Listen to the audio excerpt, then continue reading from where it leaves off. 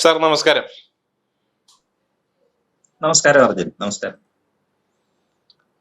രാഹുൽ ഗാന്ധി ഉദ്ദേശിച്ചത് ഒരു വനിതാ മുഖ്യമന്ത്രി കേരളത്തിൽ ഉണ്ടാകണമെന്നുള്ളതാണല്ലോ. അത് അദ്ദേഹം ഉദ്ദേശിച്ചത് ആരെക്കുറിച്ചാവാനാണ് സാധ്യത? ഇപ്പൊ ഒരുപാട് സാധ്യതകൾ വരുന്നുണ്ട്. കാരണം ഇത് രാഹുൽ ഒന്ന് രണ്ട് തവണ ഇത് ആവർത്തിക്കുന്നുണ്ട്.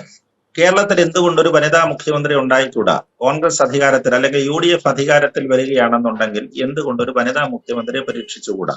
വളരെ ന്യായമായ ചോദ്യമാണ്. ചോദിക്കുമ്പോൾ നമ്മൾ കേരളത്തിൽ ഇന്ന് വരെ ഒരു അവസരം കിട്ടിയിട്ടില്ല. ഒരു വനിതയ്ക്ക് മുഖ്യമന്ത്രിയാകാൻ കേരളത്തിൽ ഇന്ന് വരെ അവസരം കിട്ടിയിട്ടില്ല. കാരണം ആലോചിച്ച് നോക്ക്, എത്രയോ വർഷമായി ഉണ്ടായിട്ട് അതിനൊരു അവസരം കിട്ടിയിട്ടില്ല. അപ്പൊ തീർച്ചയായിട്ടും കൊടുക്കാവുന്നതാണ്. അതിനകത്ത് മറ്റൊരു പശ്ചാത്തലം കൂടെ ഉണ്ട്. ഇപ്പൊ വനിതാ സംവരണ ബില്ല് വരികയാണ്. കേന്ദ്ര ഗവൺമെന്റ് വനിതാ സംവരണ ബില്ല് കൊണ്ടുവരികയാണ്. അതായത് 33% സീറ്റുകൾ വനിതകൾക്കായിട്ട് സംവരണം ചെയ്യുകയാണ്. അപ്പൊ നമ്മുടെ പാർലമെന്റിന്റെ അംഗസംഖ്യ കൂട്ടാൻ പോവാണല്ലോ. 540 എന്നുള്ളത് 800 ചില്ലുവാനം വരും, 820 30 മറ്റോ വരും. അപ്പൊ അത്രയും ശതമാനം, അത്രയും സീറ്റുകൾ കൂടുകയാണ്. അപ്പൊ അങ്ങനെ വരുമ്പോ വനിതകൾക്ക് അതിനകത്ത് 33% സീറ്റുകൾ സംവരണം ചെയ്യുകയാണ്.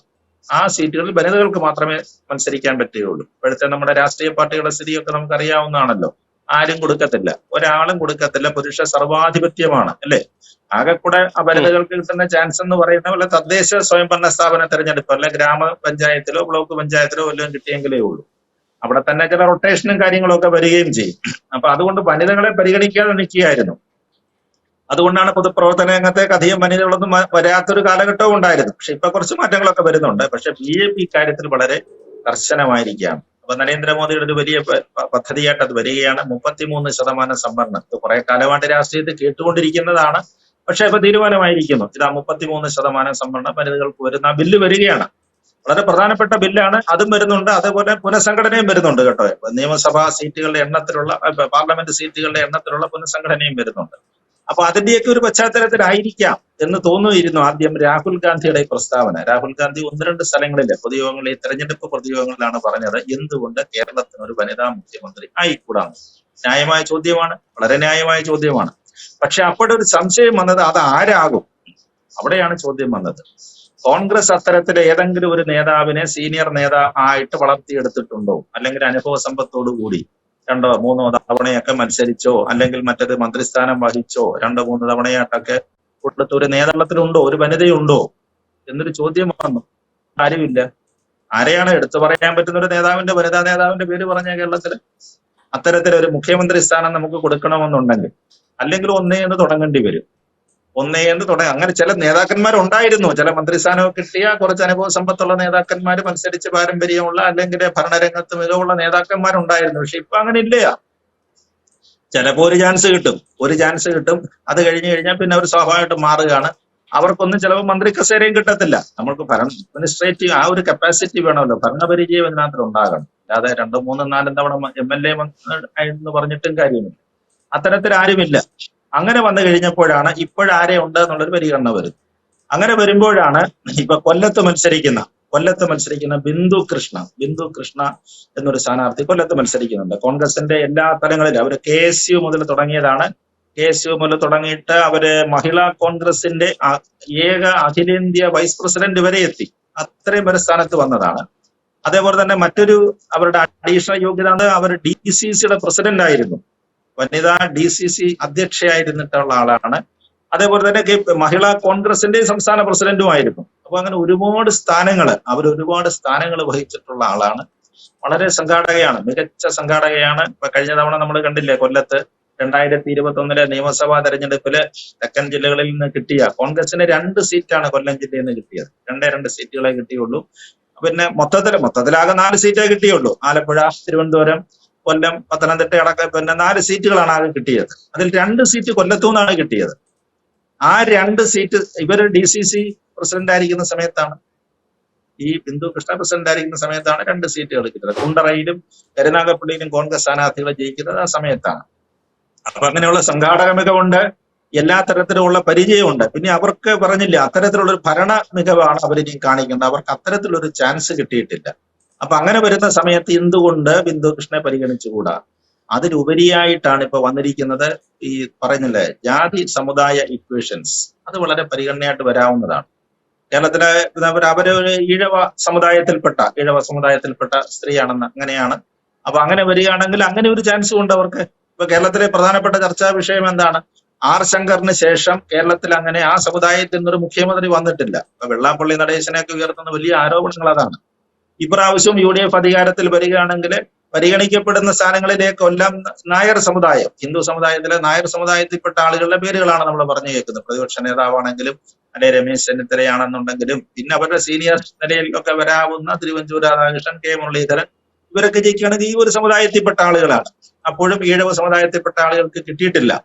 അവരുടെ പ്രമുഖരായ ആരും അതിനകത്ത് വന്നിട്ടില്ല. അത് കിട്ടാവുന്ന രണ്ട് ആളുകളായിരുന്നു കെ സുധാകരനും അടൂർ പ്രകാശും, UDFന്റെ കൺവീനറായ അടൂർ പ്രകാശും. പക്ഷെ അവർക്കും ചാൻസ് കിട്ടിയില്ല. അവർ MP മാരായി പോയത് കൊണ്ട് അവർക്ക് മത്സരിക്കും. നമുക്കറിയാമല്ലോ അതിന്റെ ഒരു ഡ്രാമയൊക്കെ അറിയാം. കെ സുധാകരന് സീറ്റ് കിട്ടാത്തതിനെ തുടർന്നുള്ള നാടകങ്ങളും ബഹളങ്ങളും ഒക്കെ നമുക്കറിയാവുന്നതാണ്. അപ്പൊ ഇവർക്ക് രണ്ടുപേർക്കും ചാൻസ് കിട്ടിയില്ല. പിന്നെ ആ സമുദായത്തിൽ നിന്ന് ആര് വരാനാണ്? അപ്പൊ അങ്ങനെ വരുമ്പോഴാണ് എല്ലാം കൊണ്ടും കോൺഗ്രസിന് ഒരു പക്ഷെങ്കിൽ പരിഗണിക്കപ്പെടാവുന്നതാണ്. ബിന്ദുകൃഷ്ണ പോലൊരു സ്ഥാനാർത്ഥിയെ പരിഗണിക്കപ്പെടാവുന്നതാണ്.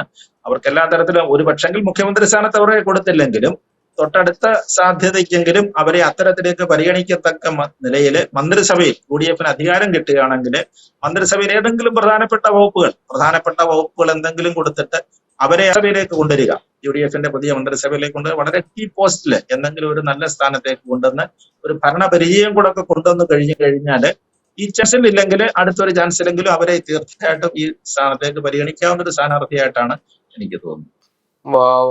വനിതാ മുഖ്യമന്ത്രി എന്നുള്ള നിലയിൽ പരിഗണിക്കുന്നത് ബിന്ദു കൃഷ്ണയെ തന്നെയാണെന്ന് ഉറപ്പിക്കാം അല്ലെ? അങ്ങനെ പറയാനൊക്കത്തില്ല പിന്നെ അർജുൻ. അതിനകത്ത് സാധ്യത എന്ന് പറഞ്ഞു കഴിഞ്ഞാല് ഇപ്പം ചില ആളുകൾ പറയുന്ന ഇതിനകത്തിലെ ഈ രാഹുൽ ഗാന്ധിയുടെ പ്രസ്താവനയ്ക്ക് അകത്തില് മറ്റു ചില കാര്യങ്ങൾ ഒളിഞ്ഞു കിടക്കുന്നുണ്ടെന്നുള്ളതാണ്. അത് ഈ ആരോപണം പറയുന്ന ആളുകൾ ഉദ്ദേശിക്കുന്നത് അതാണ്. യെസ് അതാണ്. അങ്ങനെ ഒരു സംശയം നിലനിൽക്കുന്നുണ്ട്. അവിടെ വയനാടിന്റെ MP അവരെ സംബന്ധിച്ചിടത്തോളം അവർക്ക് ഇനി ഒരു മുഖ്യമന്ത്രി കസേര കിട്ടണമെന്നുണ്ടെങ്കിലും അങ്ങനെ തന്നെ ഉള്ളൂ. കേരളത്തിലല്ലാതെ വേറെ ഇവിടെ അവർക്ക് ചാൻസ് ഉള്ളത്. അവർക്കിപ്പോ വടക്കേ ഇന്ത്യൻ സംസ്ഥാനങ്ങളെ UP അടക്കമുള്ള വടക്കേ ഇന്ത്യൻ സംസ്ഥാനങ്ങളിലൊക്കെ കോൺഗ്രസിന് ഒരു തിരിച്ചുവരവ് എന്ന് പറഞ്ഞാൽ വളരെ ബുദ്ധിമുട്ടുള്ള കാര്യമാണ്. അപ്പൊ അങ്ങനെ ഉണ്ടെന്നുണ്ടെങ്കിൽ വയനാട്ടിൽ നിലവിൽ MP അവർക്ക് ഇവിടുന്ന് ജയിക്കുന്നതിനും ബുദ്ധിമുട്ടില്ല. പക്ഷെ ആകെ കൂടെ ഒരു പ്രശ്നം എന്ന് പറഞ്ഞാൽ താമസം കേരളത്തിലേക്ക് മാറണമെന്നുള്ളൊരു ബുദ്ധിമുട്ടല്ല അവരെ ഭരണ ഇതെന്ന് പറഞ്ഞു കഴിയുമ്പോൾ കേരളത്തിലേക്ക് ഒന്ന് മാറി ആ ഒരു സാഹചര്യം മാത്രമേ അവർക്ക് നിലവിലുള്ളൂ. അങ്ങനെ കുറച്ച് ആളുകൾ കുറച്ച് വിശദീകരണം തരുന്നുണ്ട് കേട്ടോ. ഒരു പക്ഷെങ്കിൽ 75 വർഷം ഇന്ത്യ ഭരിച്ച പോലെ തന്നെ ഇനിയിപ്പോ കേരളം ഭരിക്കാനുള്ള ശ്രമമായിരിക്കും അല്ലെ, MP ആയിട്ടും മുഖ്യമന്ത്രി ആയിട്ടും ഒക്കെ. അതല്ലാതെ അവർക്ക് കോൺഗ്രസിന് ഒരു സാധ്യതയില്ല. കോൺഗ്രസിന്റെ ഒരു സാധ്യത എവിടെയാണെന്ന് പറഞ്ഞു നോക്കൂ. വടക്കേ ഇന്ത്യയിലെ ഏത് സംസ്ഥാനം, UP നമുക്ക് ചിന്തിക്കാനൊക്കത്തില്ല. കോൺഗ്രസിന് അവിടെ എന്ന് തിരിച്ചു വരുന്നുള്ളതിന് ചിന്തിക്കാനൊക്കാത്ത അവസ്ഥയിലേക്ക് പോയി.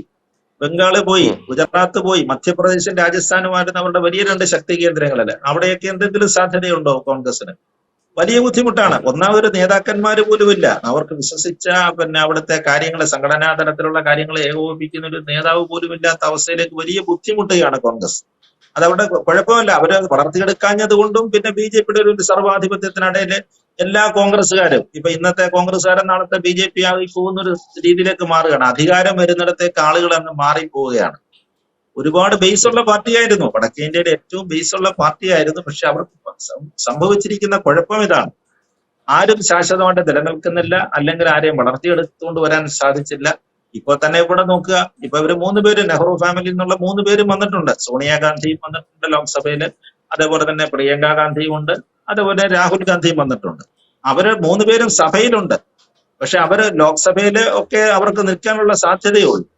അതാണ് അവരുടെ ഒരു ബുദ്ധിമുട്ടെന്ന് പറയുന്നത്. അതല്ലാതെ ഒരു സംസ്ഥാന മുഖ്യമന്ത്രി, ഒരു സംസ്ഥാനത്തിന്റെ അധികാരത്തോടു കൂടി ഭരിക്കുക എന്നുള്ളത് ബുദ്ധിമുട്ടാണ്. ലോക്സഭയിൽ ഇപ്പൊ തന്നെ പ്രതിപക്ഷ നേതാവ് സ്ഥാനം കിട്ടിയിട്ടുണ്ട്, അത് ശരിയാണ്. അത് പിന്നെ മറ്റേ അംഗങ്ങളൊക്കെ 100ഓളം അടുപ്പിച്ച് വന്നതുകൊണ്ട് സ്ഥാനം അദ്ദേഹത്തിന് കിട്ടിയിട്ടുണ്ടെന്നുള്ളതേ ഉള്ളൂ. അല്ലാതെ ഇപ്പൊ ലോക്സഭയിലും സർവാധിപത്യമല്ലേ, ലോക്സഭയിലും BJPയുടെ സർവാധിപത്യമാണ്, അല്ലെങ്കിൽ മുന്നണിയുടെ NDA മുന്നണിയുടെ സർവാധിപത്യമാണ്. രാജ്യസഭയിൽ അത് തന്നെയാണ്. ഈ പവർ ഇക്വേഷൻസ് ഒന്നും ഇനി മാറ്റിയെടുക്കുക എന്നൊക്കെ പറഞ്ഞു കഴിഞ്ഞാൽ വളരെ ബുദ്ധിമുട്ടുള്ള കാര്യമാണ്, വലിയ ബുദ്ധിമുട്ടുള്ള കാര്യമാണ്. അപ്പൊ അതുകൊണ്ടാണ് അവര് ഒരു പക്ഷെങ്കിൽ കേരളം ഫോക്കസ് ചെയ്യുന്നത്. അതുകൊണ്ടാണല്ലോ അവർ മത്സരിക്കുന്നത്. രാഹുൽ ഗാന്ധി പോലും എന്തുകൊണ്ടാണ് വയനാട്ടിൽ വന്ന് മത്സരിക്കാൻ കാര്യം എന്താണ്? തൊട്ടുപുറകെ പ്രിയങ്ക ഗാന്ധി കേരളത്തിലേക്ക് വരാൻ കാര്യം എന്താണ്? പ്രത്യേകിച്ച് വയനാട് പോലുള്ള മണ്ഡലം ഇവിടെ ഇന്ത്യൻ യൂണിയൻ ശക്തമായ സപ്പോർട്ട് സേഫ് ആയതുകൊണ്ടാണ്. അപ്പൊ അതുകൊണ്ട് അവർക്ക് അങ്ങനെ ഒരു ആഗ്രഹം ഉണ്ടെങ്കിൽ, നെഹ്റു കുടുംബത്തിന് അങ്ങനെ ഒരു ആഗ്രഹം ഉണ്ടെങ്കിൽ അത് കേരളത്തിൽ സാധ്യമാകുകയുള്ളൂ. ഒരു മുഖ്യമന്ത്രി കസേരയിലേക്ക് ഇരിക്കണമെങ്കിൽ അത് കേരളത്തിൽ മാത്രമേ സാധ്യമാവുകയുള്ളൂ. അതായിരിക്കാം ഓക്കെ. അദ്ദേഹത്തിന്റെ ഉദ്ദേശം എന്നും പറയുന്നു. അങ്ങനെയും ചില വ്യാഖ്യാനങ്ങൾ